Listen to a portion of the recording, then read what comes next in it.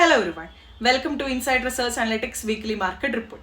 ഈ ഒരാഴ്ചയിലെ market report പ്രകാരം 2026 March 23 മുതൽ 27 വരെയുള്ള സ്റ്റോക്ക് മാർക്കറ്റിലെ ന്യൂസാണ് നമ്മൾ ഇന്നിവിടെ ഡിസ്കസ് ചെയ്യാൻ പോകുന്നത്. ഈ ഒരാഴ്ച ഇന്ത്യൻ ഓഹരി വിപണി വീണ്ടും വലിയ സമ്മർദ്ദത്തിലാണ് ക്ലോസ് ചെയ്തിട്ടുള്ളത്. നിഫ്റ്റി 22,850 ലെവലിന് താഴെ ക്ലോസ് ചെയ്തത് വിപണിയിലെ ദുർബലത വ്യക്തമായി കാണിക്കുന്നുണ്ട്. പ്രധാനമായും പശ്ചിമേഷ്യയിലെ സംഘർഷം, ആഗോള വിപണിയിലെ അനിശ്ചിതത്വങ്ങൾ, കൂടാതെ ഇന്ത്യൻ രൂപയുടെ കനത്ത ഇടിവ് എന്നിവയാണ് വിപണിയെ ബാധിച്ചിട്ടുള്ളത്. ഡോളറിനെതിരെ രൂപ 94.7 എന്ന റെക്കോർഡ് താഴ്ചയിലെത്തിയതാണ് വിദേശ നിക്ഷേപകരുടെ ആശങ്ക വർദ്ധിപ്പിക്കാനിടയായത്. ഇതോടൊപ്പം തന്നെ എനർജി ഡിസ്ട്രിബ്യൂഷൻ തടസ്സം ഉണ്ടാകുമെന്നുള്ള ഒരു ഭയം കൂടി വിപണിയിലെ വോളറ്റിലിറ്റിക്ക് കാരണമായി.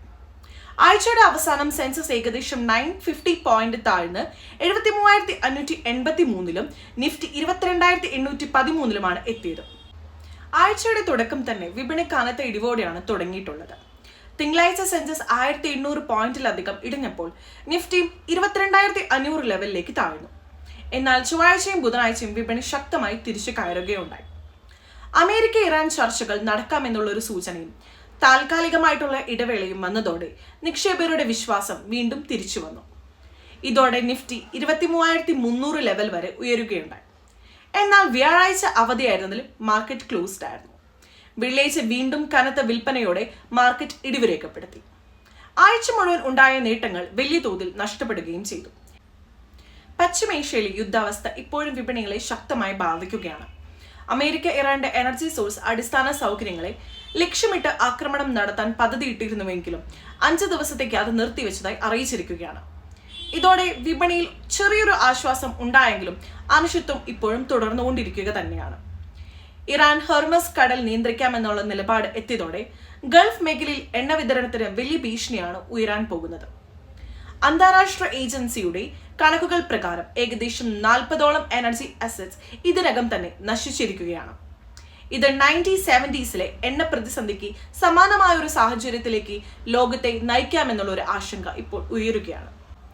ഇന്ത്യയിലെ സാമ്പത്തിക പ്രവർത്തനങ്ങൾ കുറച്ച് സ്ലോ ആണെന്നാണ് ഇൻഡെക്സുകൾ ഇൻഡിക്കേറ്റ് ചെയ്യുന്നത്.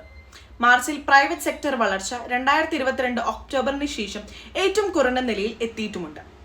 HSBC കോർപ്പറേറ്റ് PMI 56.5 ആയി കുറഞ്ഞത് ആഭ്യന്തര ആവശ്യകത കുറയുന്നതിന്റെ സൂചനയാണ്. നിർമ്മാണ മേഖലയിലും സർവീസ് മേഖലയിലും വളർച്ചയുടെ വേഗത കുറയുന്നുണ്ട്. ജിയോ പൊളിറ്റിക്കൽ ടെൻഷനുകൾ, ഇൻഫ്ലേഷൻ സമ്മർദ്ദം, വിപണിയിലെ അനിശ്ചിതത്വം എന്നിവയാണ് ബിസിനസ്സുകൾക്ക് പ്രധാന വെല്ലുവിളികളായി മാറുന്നത്. എങ്കിലും S&P ഗ്ലോബൽ ഇന്ത്യയുടെ ദീർഘകാല വളർച്ച സാധ്യതയിൽ ആത്മവിശ്വാസം പ്രകടിപ്പിച്ച് FY27 GDP പ്രവചനം 7.1 ആയി ഉയർത്തിയിട്ടുമുണ്ട്. ആഗോള വിപണിയിലും മിക്സ്ഡ് പ്രവണതയാണ് ഇപ്പോൾ നമുക്ക് കാണാൻ സാധിക്കുന്നത്. യൂറോപ്പ് മേഖലയിൽ ബിസിനസ് ആക്ടിവിറ്റി കുറയുകയും PMI 50.5 ആയി താഴുകയും ചെയ്തു. UK ഇൻഫ്ലേഷൻ 3 എന്ന നിലയിൽ തുടരുകയാണ്. ജപ്പാനിൽ ഇൻഫ്ലേഷൻ 1.3 ആയി കുറഞ്ഞത് ഡിമാൻഡ് ദുർബലമാണെന്ന് കാണിക്കുന്നുമുണ്ട്. അതേസമയം ചൈനയിൽ ഇൻഡസ്ട്രിയൽ പ്രോഫിറ്റുകൾ 15% മുകളിൽ ഉയർന്നത് പോസിറ്റീവ് സിഗ്നലാണ്.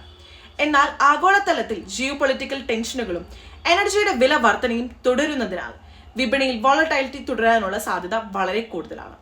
ഇതിന്റെ പ്രതിഫലനം ഇന്ത്യൻ വിപണിയിലും അടുത്ത മാസങ്ങളിൽ ശക്തമായി അനുഭവപ്പെടും. അപ്പോൾ എല്ലാവർക്കും നല്ലൊരു ഇൻവെസ്റ്റിംഗ് വീക്ക് നേരുന്നു. Thank you for watching.